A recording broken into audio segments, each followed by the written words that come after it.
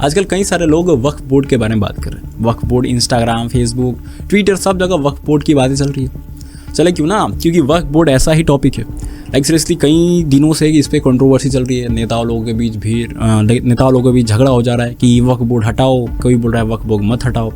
मतलब कहीं ना कहीं देखा जाए तो वक्फ बोर्ड एक बहुत सेंसिटिव मुद्दा है। लेकिन इस चीज़ को मैं आपको समझ बताऊंगा आखिर वक्फ बोर्ड है क्या और कैसे ये वक्फ बोर्ड लागू हुआ और क्यों ये हमारी जो मोदी सरकार है वो वक्फ बोर्ड को हटाना चाहती है। इन सारे मुद्दों पे आज हम बात करेंगे, तो बने रहिए हमारे वीडियो में। सबसे पहले पॉइंट के साथ स्टार्ट करते हैं, आखिर वक्फ बोर्ड है क्या।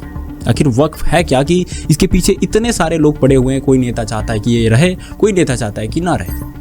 देखिए, वक्फ का मतलब सिंपल सा होता है अल्लाह के नाम। ये एक अरेबिक वर्ड है, इसका मतलब है अल्लाह के नाम। जो मुस्लिम समाज के लोग हैं वो क्या करते हैं ना, वक्फ करते हैं। तो अगर उनको कोई ज़मीन जो है, अपनी ज़मीन संपत्ति है, उसको किसी धार्मिक काम के लिए देना है तो उसको वक्फ कहा जाता है। वो अल्लाह के नाम कर देते हैं। उस पर कोई किसी भी अन्य व्यक्ति का उस पर जो जिम्मेदारी या फिर बोल सकते हैं हिस्सेदारी नहीं होती। उस पर कोई आदमी कब्जा नहीं कर सकता, उससे कोई इलीगली बेच नहीं सकता। तो ये सारी चीज़ें जो होती है इसे ही कहते हैं वक्फ, है ना। तो देखे होंगे कि कई सारे ज़मीन जो मुस्लिम लोग जो है वक्फ कर देते हैं, उस पर धार्मिक जगह बनाया जाता है। जैसे मॉस्क्यू बना दिया जाता है, दरगाह बना दिया जाता है, ये सारी चीज़ें होती हैं। तो वक्फ को लेकर बहुत पीछे से ही बातें चल रही थी। आप सभी को पता है हमारा देश आज़ाद हुआ था 1947 पे और 1954 में वक्फ बिल आ गया था। वैसे अंग्रेज़ लोग बहुत पहले से ही हमारे हिंदू और मुस्लिम के बीच टकराव ये करते रहे, क्योंकि इन लोगों को पसंद नहीं था कि हम एक साथ रहें। तो इसलिए इन लोगों ने पहले से ही हमारे दोनों के बीच एक बांध बना दिया था कि हम अलग हैं, मुस्लिम अलग है, हिंदू अलग है, मुस्लिम अलग है। तो हिंदू मुस्लिम बहुत पीछे से चला आ रहा है। तो अंग्रेज़ों ने पहले से स्टार्ट कर दिया था। 1954 में इसका फिर से प्रस्ताव रखा गया कि वक्फ को लाया जाए इंडिया में। लेकिन अभी इतना आसान नहीं होता वक्फ को लाना। फिर धीरे धीरे संशोधन हुआ, बहुत सारे पार्लियामेंट में ये सारी बातें हुई। फिर 1995 में ये पूरा का पूरा वक्फ बिल लागू किया गया था। ये पीवी नरसिम्हा राव थे उस समय भारत के प्रधानमंत्री। उस समय ये पूरा का पूरा वक्फ बिल लागू किया गया था। इस वक्फ बिल का काम ये था कि अगर कोई मुस्लिम व्यक्ति जो है अपना ज़मीन वक्फ कर दिया है तो उसको सुरक्षा दे, उसको बचा के रखे, कोई उसको इलीगली बेच ना सके, कोई अलग काम के लिए उसको यूज ना हो। उसका अगर यूज है तो केवल धार्मिक काम के लिए, यानी कि मस्जिद बनाने के लिए या फिर दरगाह बनाने के लिए, और किसी काम के लिए उसका यूज ना हो। आप सभी को बता दें कि हमारे इंडिया में सबसे बड़ा वक्फ है। लगभग 9.4 लाख एकड़ ज़मीन है वक्फ के नाम, यानी कि इसका दाम आपको पता है कितना है, लगभग 1.2 लाख करोड़ रुपीज़। इतना ज़्यादा ज़मीन है हमारे वक्फ के पास इंडिया में। केवल इससे ज़्यादा कहीं किसी भी दूसरे देश में नहीं है जितना इंडिया में वक्फ है।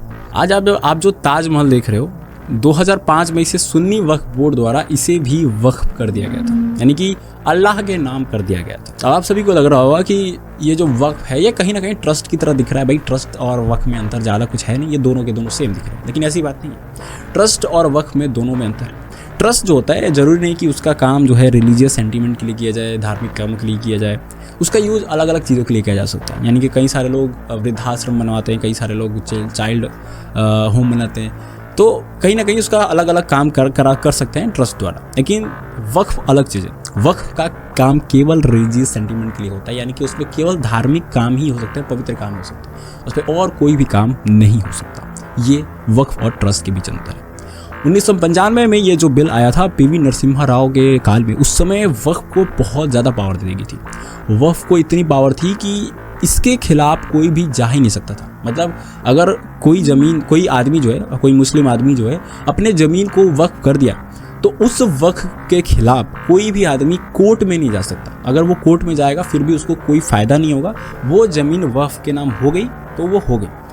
उस समय पीवी नरसिम्हा राव ने खुलेआम छूट दे दिया था कि अगर आप किसी भी ज़मीन को अगर आप धार्मिक कामों के लिए, पवित्र कामों के लिए यूज़ करना चाहते हो तो आपको पूरा छूट है, आप उसको वक्फ कर सकते हो। वो वक्फ के नाम हो जाएगी और इसके खिलाफ कोई भी आदमी इसके कार्रवाई नहीं कर सकता। इसके खिलाफ कोई भी आदमी कोर्ट नहीं जा सकता। 2014 में मोदी सरकार है, ये आप सभी को पता होगा। मोदी सरकार ने बहुत सारी चेंजेस की, बहुत सारे बदलाव लाए इंडिया में। उसी के साथ साथ वक्फ के भी काम किया। लेकिन ये जो वक्फ है कहीं कहीं इलीगली तरीके से अपना ज़मीन पे कब्जा जमा लिया। इस चीज़ को लेके वक्फ के खिलाफ ये जो मोदी सरकार है वो एक संशोधन के लिए गई पार्लियामेंट में कि जितना भी ज़मीन है यानी कि 9.4 लाख एकड़ इतना सारा ज़मीन है वक्फ के नाम, इसका वेरिफिकेशन किया जाए कि सही में ये वक्फ के नाम है या फिर किसी आदमी के नाम पे। मतलब वेरिफिकेशन तो चाहिए ना। आज सोचिए कि ऐसा हाल हो गया है कि ये जो जितना ज़मीन मैं आपको बता रहा हूँ इसका वेरिफिकेशन नहीं है कि किसके पास ये ज़मीन है, किसके नाम पे। तो इसलिए सरकार चाहती है कि बस इसका वेरिफिकेशन कर दिया जाए ताकि वक्फ बिल का जो पावर है इतना बढ़ा दिया गया कि इसके खिलाफ कोई कोर्ट भी नहीं जा सकता, इसको कम किया जाए। तो इसके लिए ये लोग लोकसभा में गए, फिर राज्यसभा में गए। ये दोनों ही लोकसभा और राज्यसभा में इस बिल को पास कर दिया गया और फाइनली 5 अगस्त के दिन ये पूरा का पूरा जो वक्फ बिल है उसको लागू कर दिया जाएगा। यानी कि कोई भी वक्फ बोर्ड का आदमी इतना पावरफुल नहीं होगा कि अगर कोई ज़मीन वक्फ के नाम है तो उसके खिलाफ कोई केस नहीं कर सकता। अब केस कर सकते हैं क्योंकि ये जो लोकसभा के अंदर ये चुनाव हुआ इसके लिए बिल के लिए, तो 288 वोट के साथ बहुमत बना लिया बीजेपी ने और इसके साथ साथ ये जो बिल है वो लागू हो गया। आपको क्या लगता है कि वक्फ बोर्ड सही है या गलत है?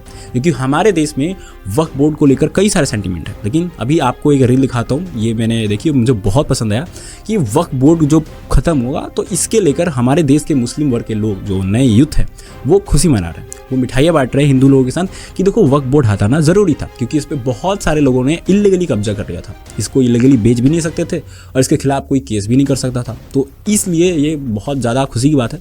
बाकी आप सभी को क्या लगता है, वक्फ बोर्ड को हटाना चाहिए था या नहीं हटाना चाहिए था? ये तो आपका ओपिनियन है, आप प्लीज़ कमेंट में ज़रूर बताइएगा और वीडियो को शेयर कर दीजिएगा ताकि सभी लोगों को पता चले कि हाँ वक्फ बोर्ड हट चुका है।